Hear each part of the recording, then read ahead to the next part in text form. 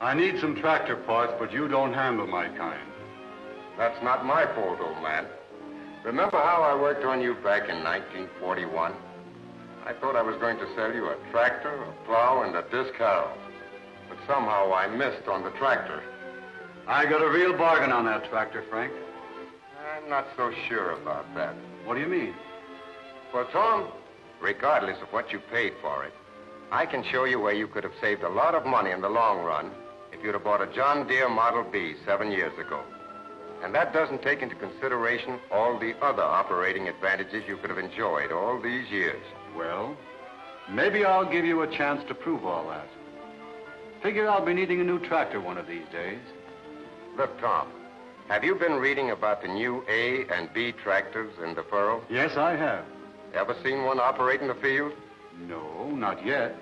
Well, Tom, you're in for a real surprise. There's just nothing on the market that can compare with them for modern design and proved performance. Say, how about taking a run out to Roy Wilson's with me right now and let me prove it to you? He's got one of the new Model Bs.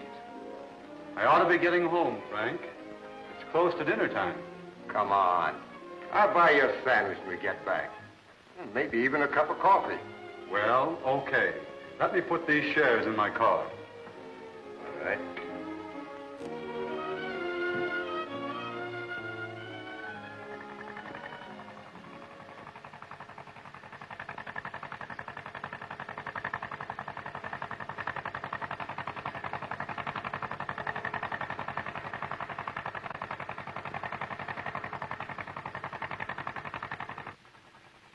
Young Bill's behind the wheel.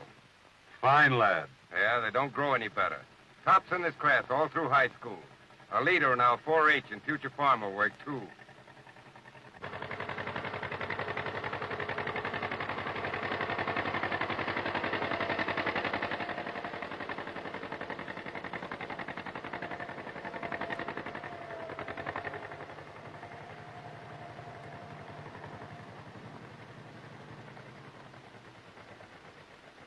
Hi, Mr. Smith. Hello, Mr. Jennings. Hiya, Bill. Hiya. How's she doing, Bill? Swell, sure as a honey. Our old B was a good tractor, but this one's even better. Walks right along in third gear, and the old one did in second. Is this the gasoline model? That's right, Mr. Jennings. You know, there isn't much difference between the price of gasoline and distillate around here, and we needed the extra power. Is extra power the only thing you like about this new job, Bill? Hey, are you kidding? Say, I could make you a list a yard long. Well, go right ahead. Mr. Jennings came along because he wanted to see a new John Deere and find out more about its new features. Well, one of the newest things is its Roll-O-Matic front wheels. Here, let me show you.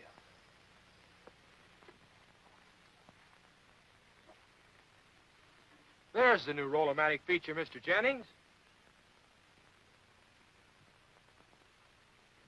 Just for fun the other day, I drove in and out of a furrow. Those Roll-O-Matic wheels walked up and down that furrow wall as easy as pie. There just wasn't any wheel tug.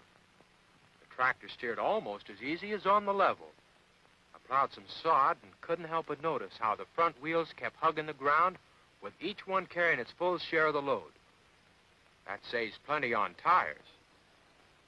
I've disc corn stubble with this tractor, too. That was always rough going. But with these Roll-O-Matic front wheels, the tractor rides a lot smoother, because up and down movement of the front end is just half what it is with ordinary wheels. You might call that knee action. You've got the idea, Tom. That's what we do call it. Roll-O-Matic knee action front wheels.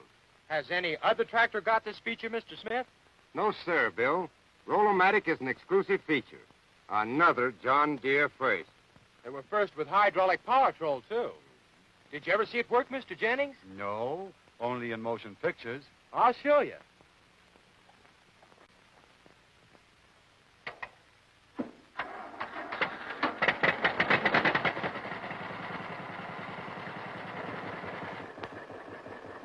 You put the plow to work by pulling the lever clear back. Raise it by pushing the lever way forward. Anytime you want to change the setting on the move, you just push the lever slightly forward or back into the slow speed range. Then let go when the bottom's reached the setting you want, and the plow will stay there. Pretty slick. But supposing you want to plow deeper than you've got her set now. You simply lift these two pins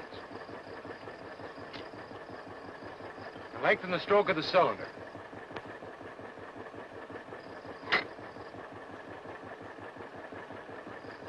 You control the working range of all other drawn tools in the same way. By the way, Tom, that's the answer to disking over your grassed waterways.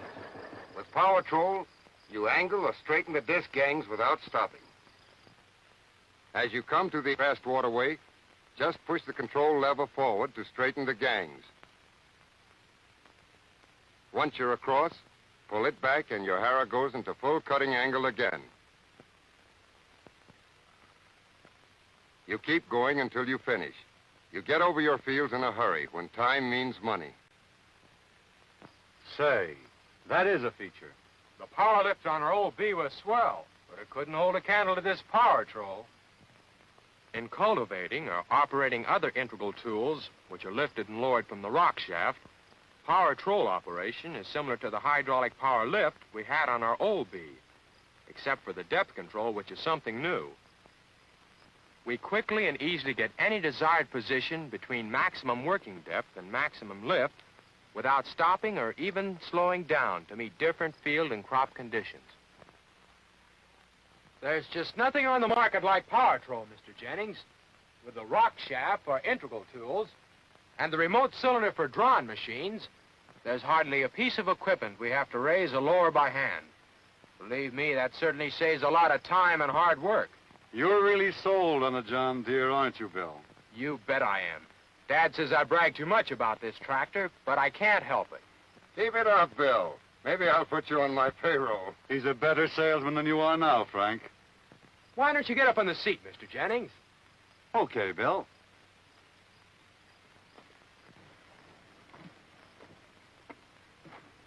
Say, this is mighty comfortable. The seat may be a little too close for you, Mr. Jennings. Let me show you how to adjust it. I sure like the way you can stand up. Plenty of room, too. There's more than ever on this new model. Lift up that cushion, Mr. Jennings. Well, what do you know? There's the battery. Yes, sir. Right where it's easy to get at for servicing.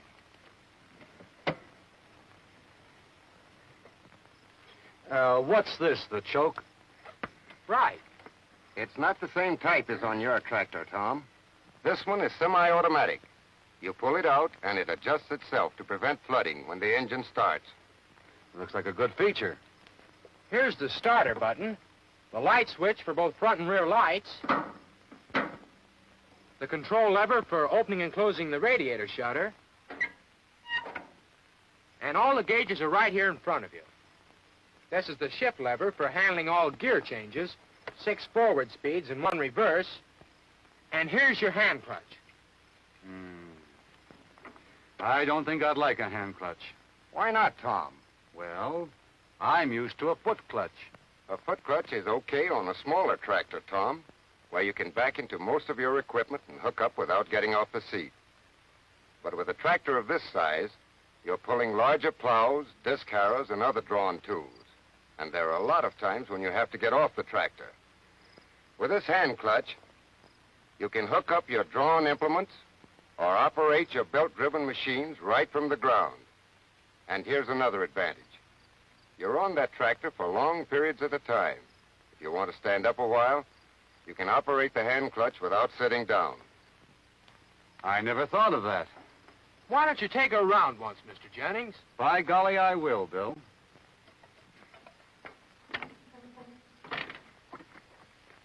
First, you advance the throttle lever.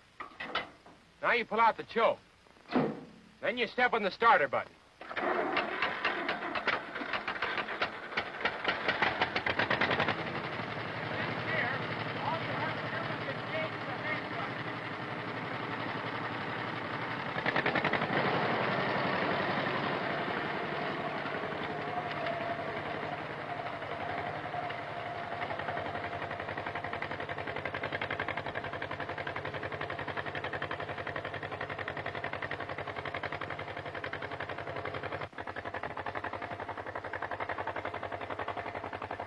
Mr. Jennings was getting hungry when I talked him into coming out here, but it looks like he's forgotten all about eating. Well, there's nothing like getting behind the wheel to get the feel of a tractor, Mr. Smith. Say, isn't that your dad coming? Yeah, that's Dad.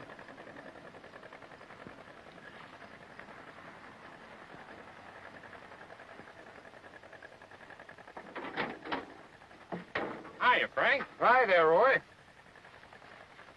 I brought you a new hired man. You did, eh? Who is he? It's Tom Jennings. What? How'd you ever get him on a John Deere tractor?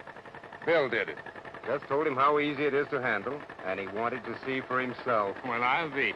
Say, Bill, will you run those groceries I've got in the car up to the house? Mother's waiting for them. Sure, Dad.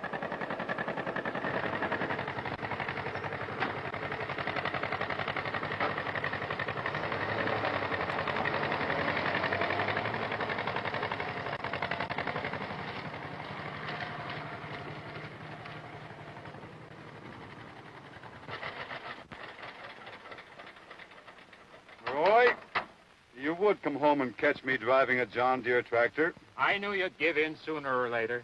How do you like her? Fine. I even had her in fourth gear. How do they get so much power out of 2 cylinders? That's where you take over, Frank. I know it's there, but you know why. Well, Tom, it isn't the number of cylinders in a tractor that determines its power. It's the bore and stroke and compression ratio, plus the efficiency with which the fuel is burned.